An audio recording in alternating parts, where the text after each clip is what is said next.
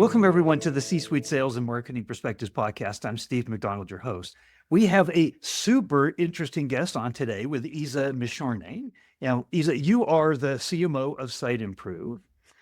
You also have worked in 6 different countries throughout your career, different cultures and different languages. You've even studied things like Spanish translation and how that impacts the message and the takeaway that you can have. That all kind of plays into the value you bring as a CMO.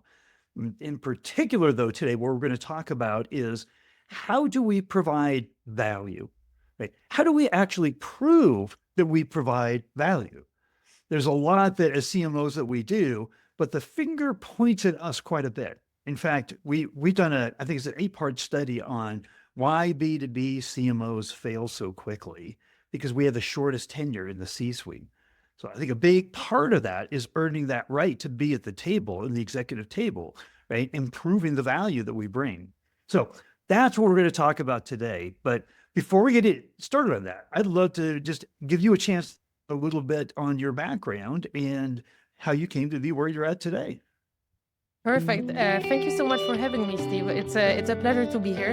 And thank you for the introduction. Yes, I do have to say, with my background, I am incredibly passionate about marketing and communication. And I think studying translation, communication, how you can interpret the message differently depending on the language you are using, right? Depending on the context, is something that drives my career. And I also started my career in product marketing, which is, as you know, a lot about how we define the value proposition, how we position our products in the market so they resonate with the audience. So this idea about having the right message at the right time to the right people, both externally and internally, is kind of my mission on how to do it and exactly how to prove marketing's value. I think marketing as a department is so important for every company, but it is also exactly the easiest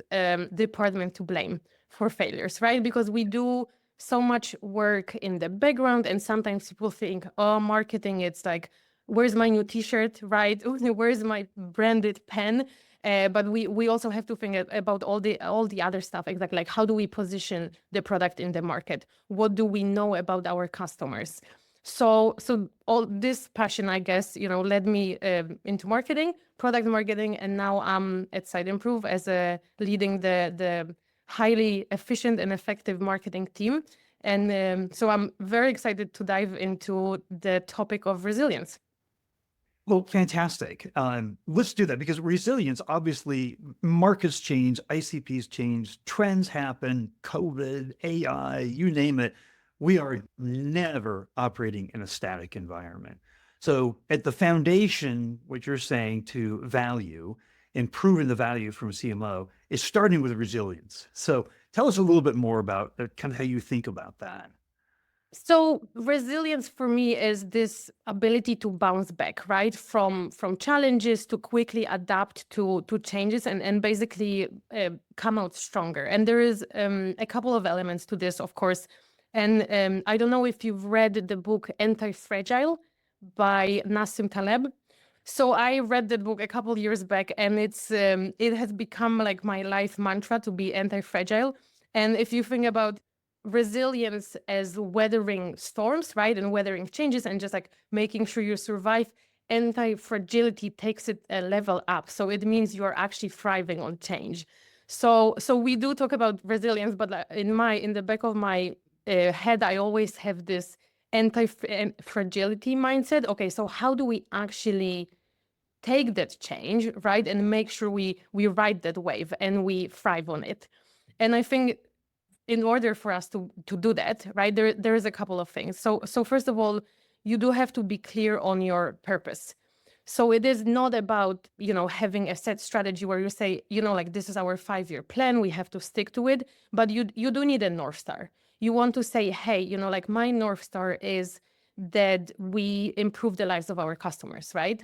And then that allows you, like, that gives you enough direction and enough guidance to know where you need to be, but it allows you to pivot as exactly, COVID, AI, what have you.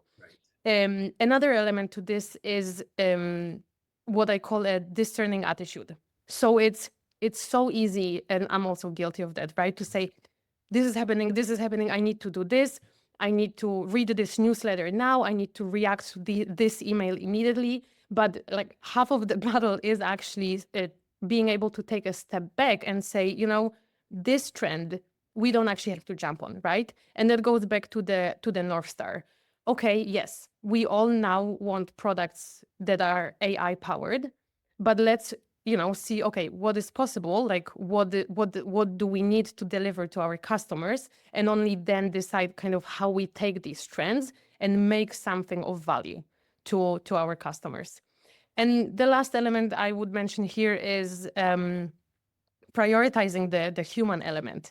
And that goes back to the messaging, right? And to storytelling. Okay, like how do we connect on a human level? I think a great example of this, and I don't know, you've probably been on the receiving end of this, which is, personalization. So you get all these ads, and it's like, it has your name, it has your title on it, but it stops feeling personal, right? So when personalization came out, everyone's like, oh, that's amazing because I'm getting exactly what I want. But it has kind of reached that peak, and now it's going down, where you're like, I hate this, right? Like, please don't target me with baby stuff when my friend just mentioned that she had a baby, right?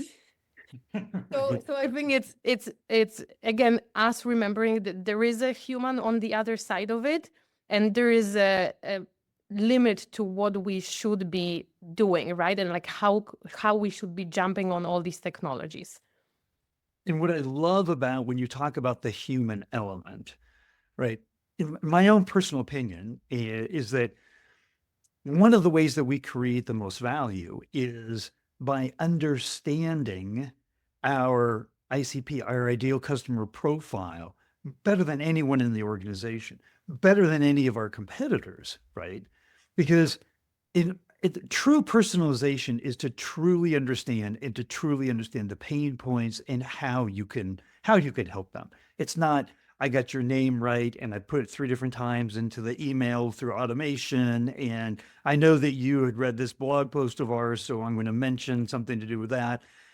It's personalization on what matters, right? And we know in the world of B2B that so many decisions are made based on emotion, right? There's big risks involved, right? In hiring us in our organizations. And so if we don't get to those emotional, those human components, we don't truly understand them, then personalization is an automation, AI kind of a thing that has its benefits. But to your point, we've become jaded in a way, right? They're trying to personalize this, but I kind of see through it. So I think that's really important, because I think that's a huge part that I wanted to underscore that you brought up here about proving our value, right? Proving our value, Yes. doing our jobs right. And that's a big part. Yes. And I think building on what you're saying, Steve, I also think, talking about marketing's value proposition within the organization, right? And the value we bring. Of course, there is this huge trend saying, like marketing's role and goal in the organization is to drive growth. But I spend a lot of time this summer talking to other marketing leaders, talking to our customers, and the best way for marketing to drive that growth is through differentiation. And that's exactly where the ICP conversation comes in, right? The market conversation. So it's exactly not about sending or blasting out emails, right? It's not about how many emails you blast, how many LinkedIn campaigns you are doing. It's about, okay, am I understanding my user pain points and needs, right? And decision makers, and how do I differentiate my brand from all the other brands? And that goes back to adding value, right? I'm sure you've heard that anecdote that if I asked the customers what they wanted, they would have said a faster horse. Yes. Yes. And Yes. this, so I think that, sorry, Henry Ford. Henry Ford. Yes. Yes, exactly. So he said they would have said faster horse, right? And that's for me also such an important anecdote. What it points at is that we do want to listen to our customers, but we also have to be creative and critical about how we think about that feedback, because it's so important for me to marry this qualitative feedback from customers and what we see in the market, the quantitative data that we have, to say, I know you are suggesting an incremental improvement, but let me show you how we can actually make something even better for you. So that again goes back to the value of marketing. You have to have that space and creativity to step back and suggest something that is new. So you said a number of things that were really important in there, and I've heard that Henry Ford quote before, and it's brilliant, right? I think it was Steve Jobs before he passed away, founder of Apple. He said we never would have come up with the iPhone, right, and lose like keys on the front of the phone if we had gone into focus groups and asked people how to improve it. Exactly. Right? So it's understanding their needs, their world, innovating around that, right?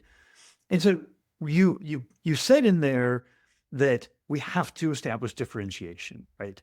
And understanding our ICP is the number one way to do that. In fact, McKinsey and Gartner had come out with studies that talked about how you create long-term value for your organizations and how that translates into the number one competitive differentiation that companies have today. And it's not about product, because with rapid technological improvements, your feature benefits are not sustainable over time, right? And it's not price. We all have so many competitors. So those are kind of like the bastions that have forever been, at the forefront of how we differentiate ourselves. But they're saying that the number one differentiator today is customer experience, the experience that we create for our customers. And we can only create an incredible experience if we truly understand them better than anyone else. So I just wanted to ask you about this in terms of the value that marketing brings. A lot of time it's the most deep, in-depth understanding of our customers. How would you agree with that? Yes, 100%. And as you said, people will forget what you said to them, right? But they will never forget how you made them feel. So that's exactly that customer experience. And I think in marketing, as marketing leaders and marketers, exactly, we are uniquely positioned to go to the rest of the organization and represent that voice of the customer, because we are there talking to them, making sure we have the insights, that we understand how they work. So definitely, it's absolutely foundational. The foundation for differentiation is understanding, and making sure exactly we understand their pain points, how they operate in everyday life, and what are these levers that we can pull to actually make their lives better or easier. Now, this is value that we're talking about here. There's an internal value, there's external value. Tell us how you see that. So for me, obviously, externally, the value is communicating again with consistent messaging and storytelling, which is another topic I'm fascinated by that I'm sure we will get to. But it is about consistency, right? It's about not only promoting your product, but it is offering something of value before we even start selling anything. And I'm sure you remember the times where everything was gated. All the content was like, oh, you have to give me your emails, you have to give me your data. These days, it's more like, how can I first, right, as a player, as a vendor in the market, provide you with genuine value so you can educate yourself, and then when you are ready, you can come to me, right? So for me, it's this, well, genuinely being out in the market, helping our customers understand how we can help them or how they can help themselves. And creating the marketing value internally, of course, is also about communication. So the foundation is data. So using data, having all the metrics, having your KPIs, right? Like, how are we impacting sales cycles? How are we impacting win rates? But it has to be wrapped up in a story that will resonate with your stakeholders, right? So the way I talk to my CFO is different than me talking to my CRO or my HR person, right? So it is understanding, again, it's the same, it's a little bit the same like external audiences. You do want to understand what matters to them and how you can help them. So that goes both externally and internally. I was at a conference over summer, and there was this one phrase that stuck with me. And I also learned a new word. I don't know if you know what Riz is. We are all about these fancy things. And the guiding principle they gave, they said, balance the biz with the Riz. So yes, we should be there as marketing, and sometimes it is about having a nice roll-up or the event, right? And these like nice LinkedIn ads, but you have to speak the business language of your stakeholders. And having that always in mind is kind of how you drive that internal value and make sure you show the value of marketing. And one last remark on that, communication is hard. And I think you have to be prepared to repeat yourself, because you should always optimize your communication not for what you think you are saying, right? But what your audience is actually receiving. So I think you probably been in these situations. You feel like you've said something 3 times and everybody should get it, and yet they don't get it, right? So like I've learned that definitely in my career, repeat yourself, have patience, use the language that resonates with your audience and not the language that would resonate with you. Part of that language and that communication, right? And you're right. We want to talk about storytelling here because we actually remember things 22 times more when it's told to us in the form of a story. So in this internal value communication, when you're talking to your CFO, that story is going to be a lot of numbers, right? Exactly. That's the language that they want to hear. However, I just presented to a CFO the other day, right? They also want to hear the impact behind the numbers, the story behind it, how it all gets woven together. So this idea of storytelling, I think we know as marketers, we're supposed to be really good storytellers to that external audience, but we don't think about it as much as how are we telling, how are we properly like visualizing for all the other stakeholders, the C-suite executives around us, the story of what we're doing and how it's going to impact all of them and the overall growth of the business. I still think we think about that as much as we should. I agree, and as I mentioned, right, like it's still, we should still think about it as our audience, right? Exactly, and we want to adjust that language, and I think it's obviously it becomes urgent the moment you have to step in, right, and negotiate for the budget, right, or say what has the marketing team achieved, and these are the moments where it becomes very highlighted that you need that storytelling. But the key is making sure that you develop that relationship, right, with the rest of the C-suite consistently, the same as you would do with your external audience. Now, part of telling that story is, and we talked about it, is like being that advocate, being the representative for the customer. But you have a thought of marketing as the voice of the customer. Explain a little bit about what that means. Yeah, I think the way for us as marketing leaders to kind of get out of the weeds and make real impact on the business, we want to kind of dial down this vision that as a marketer you are just executing on promotional programs, right? And become more of a thought leader within the company, where there's 3 elements that go into it. So one is what market do we play in, right? So what is our total addressable market? What are the market movements? How do we shape the category? And there's like a whole discussion exactly which category do we play in, what is the positioning? So that's one element. Then there is the ICP, the ideal customer profile, right? Who are our best customers, or like the customers where we can make the biggest impact, right? Where we can add the most value. And what matters to them, like who are these people within ICP that we are impacting? And the third one is based on all this, right? Like what is our differentiation? What is our product? What is our company strategy? How do we go to market with all of this? And I think marketing has like view on all of these elements, right? And that's why we should carry that torch with pride, right? And say, hey, it's not for me, right? Like I'm not asking for this because it makes me happy, right? Like I want to make an impact in the market and make sure our customers are happy and we can be successful in the market. And it's a win-win, right? Because you are helping the customers and you are also growing the business.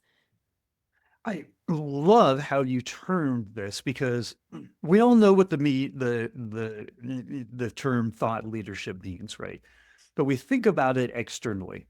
Like we all want to be thought leaders to our ACP, right? In their industry, right? That positions us not as sellers, but as partners and colleagues, right?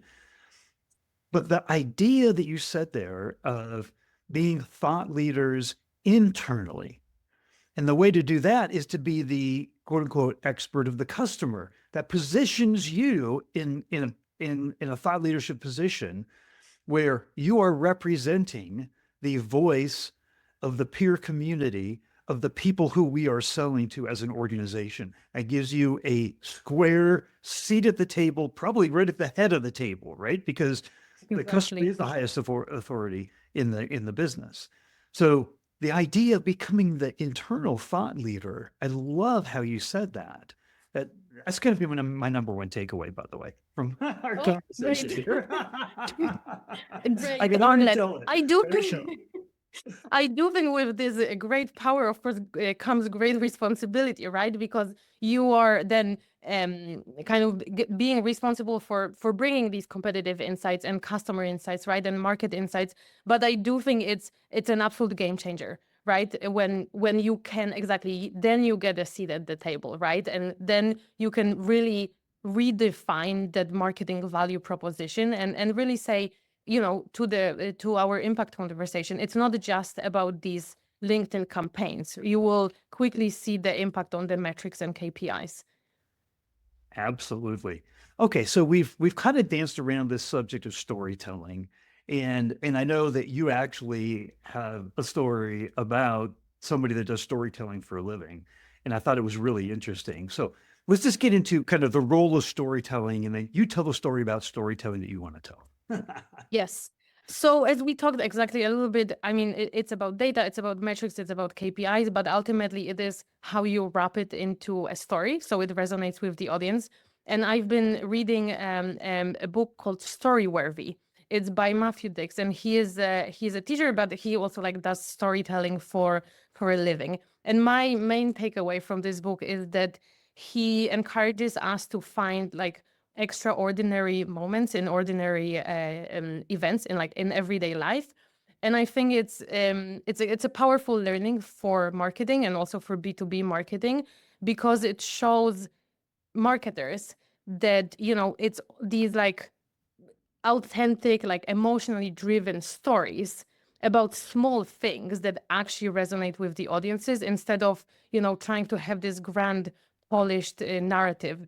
And I do have one example of that. I actually recently went to London to visit our office in London, and it is and I saw an ad from a company that's called Oatly. So Oatly produces oat drink, and basically the ad just says it works in tea. And even though it's not a full story, it kind of it immediately paints that picture, right? Because in the UK they drink tea with milk. And just having, like, for me, I saw that, and for me in my head immediately I see, okay, like I see someone having Right. this nice cup of tea with a little bit of oat milk in it. So I always try to find these more of these inspirations in like B2C space that also apply for B2B. But that's just like one very specific example, that it is this ordinary moment that you can actually make extraordinary in your marketing.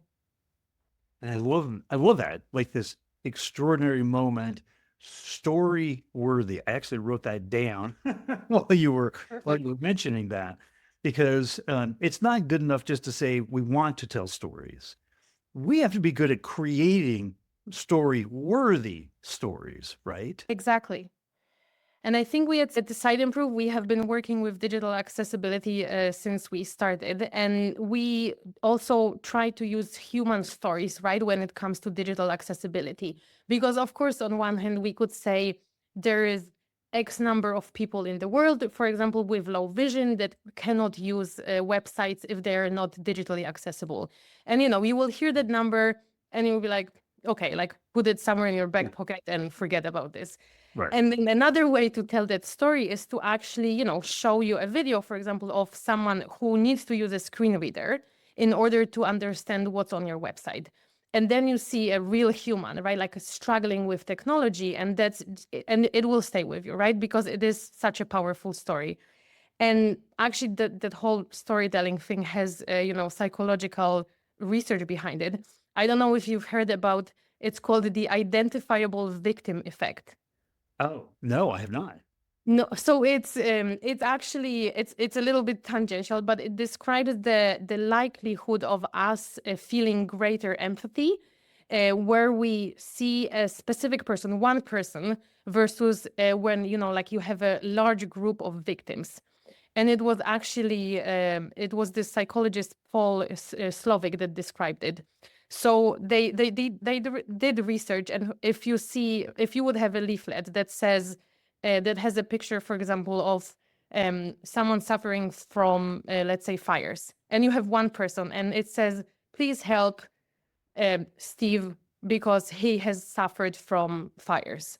Right? So this is one option. And then the other option is you have a leaflet that says, you know, 20,000 people suffered from fires. Please donate some money.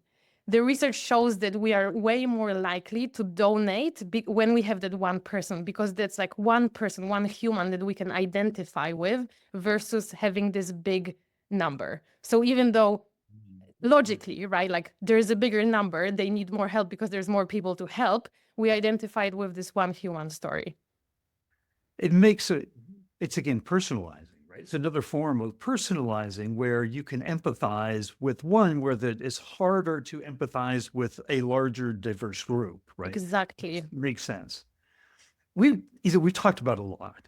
If if there was one takeaway that you wanted everyone to have from this episode, what would that takeaway be? Embrace change, stay close to your customers, and don't stop learning. It's kind of one takeaway, three takeaways wrapped in one. That's okay. I've asked people that before and had 7 takeaways, so you're doing good. You're batting well above the average. I just want to say thank you for coming on and sharing with us. And if people had additional questions, would it be appropriate that we gave out a link to your LinkedIn profile?